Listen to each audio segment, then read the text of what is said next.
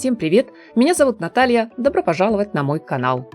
Показ коллекции бренда Chanel Couture осень-зима 2024-2025 на неделе высокой моды в Париже оказался одним из самых обсуждаемых в мире фэшн-искусства. Однако столь пристальное внимание публики было вызвано в первую очередь не великолепно кропотливой работой мастеров ателье, а заявлением об уходе Virginie Viard с поста креативного директора модного дома.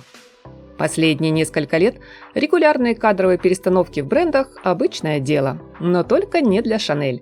Хотя бы потому, что это один из тех самых именитых модных домов, стоящих особняком, где руководство не меняет дизайнеров как перчатки. Viard – лишь третий в истории французского бренда креативный директор. Ее предшественники – сама Габриэль Шанель и Карл Лагерфельд – настоящие легенды.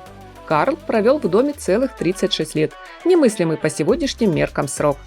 Сменившая маэстро моды Viard аккуратно придерживалась заданного им курса. Потому никто не ждал, что замену ей будут искать всего через 5 лет после назначения. Хотя в общей сложности она проработала в Chanel почти 30, что тоже весьма внушительно. Уж так сложилось в индустрии моды, когда уходящие дизайнеры представляют на подиуме свое грандиозное финальное шоу, выйдя на публику с прощальным поклоном. Но не в случае с Virginie Viard. Как сообщается, она была настолько шокирована решением об увольнении, что быстро покинула свой офис в штаб-квартире Chanel, уехав оттуда в глубоком возмущении. Так что нынешнюю коллекцию от Couture озвучили как совместную работу внутренней команды дизайнеров креативной студии Дома моды. Соответственно, де юре Viard не имеет к новой линейке никакого отношения. Поэтому, наверное, и на поклон к зрителям не вышла. Но де-факто ее почерк все же узнается в каждом образе. Особенно в последнем, который хоть и не стал гвоздем программы, как бывало при Карле Лагерфельде, однако функцию трогательного финала он выполнил. Правда, белое платье с юбкой из тафты, пышными рукавами и расшитым цветами корсетом уж очень напомнило всем свадебный наряд принцессы Дианы.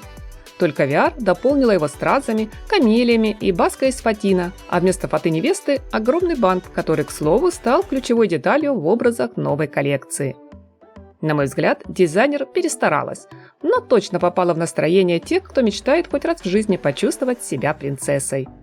Платье-торт с вензелями из вбитых сливок определенно понравится девушкам, уставшим от минималистичных упрощенных нарядов. Впрочем, друзья, давайте вернемся непосредственно к самой коллекции, в которой лучшие мастера дома Chanel постарались объединить в единое целое мир высокой моды и театральную оперу. Этой теме соответствовал и выбор локаций для шоу. Модное действо устроили во внешних коридорах, окружающих зрительный зал дворца Кранье, одного из самых значимых для Франции зданий. Места для зрителей оформили как оперные ложи из красного бархата, а в качестве приглашения на показ каждый из гостей получил театральный бинокль.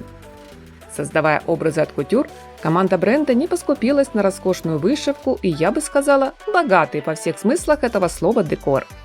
Даже традиционные для Chanel твидовые комплекты имеют налет сценических театральных костюмов.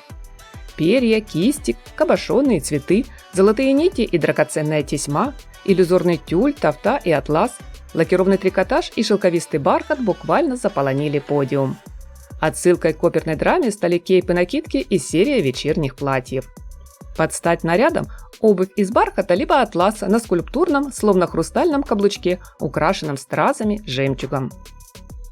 Красота, женственность, грация, высокая мода в исполнении дизайнеров дома Chanel по-прежнему безупречна. Хотя получилось немного мрачновато и грустно.